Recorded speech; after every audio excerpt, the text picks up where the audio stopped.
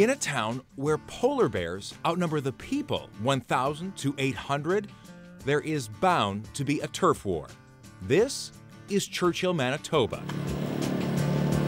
And when the 1,100-pound residents get out of line, this is where they go. Bear Jail, the world's first and only. Was there any tracks at all along the... Okay. Bob Windsor is probably the first polar bear sheriff ever. He's with Manitoba Conservation.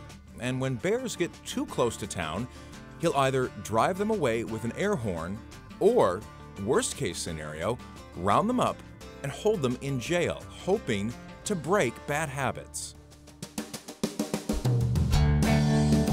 By holding them in the facility, say for about 30 days, which is the average, the number that come back is, substantially less. After they've done their time, the bears are sprung from jail, hoisted by helicopter, and released far outside of town. Hovering over Churchill's tundra, the world's foremost polar bear expert, Dr. Steve Amstrop, explains why the bears are spending more time in town and less time hunting for seals. In human history, bears have always been coming ashore here in this part of Hudson Bay.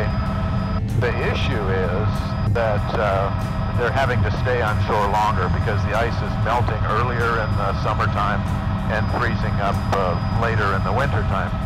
So these bears are anxious for the ice to refreeze so they can get out and start hunting again. And when they start to get hungry, they're not just going to lay down out here in the snow and die. They're going to go looking for another source of food, and oftentimes that brings them into contact with people. How brazen do these bears get?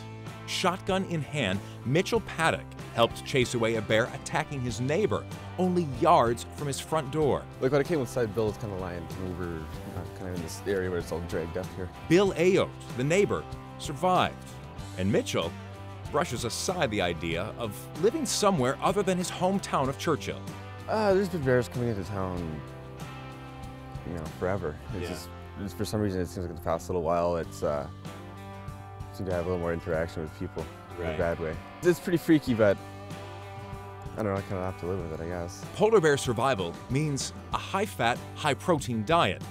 Aside from seals, there are no alternatives. The problem is that the Arctic environment, it's a very poor environment from the standpoint of a bear. And so these bears come ashore, and studies indicate that while they're on shore in the summertime, that they're losing nearly 2 pounds a day of body weight while they're waiting for the ice to refreeze. If there were things here to substitute for the seals and to offset that weight loss, they would be eating them. Scientists shoot down short-term solutions like feeding the bears. For Hudson Bay alone, it could cost $1 million a month and would create even more stress on the human-bear relationship.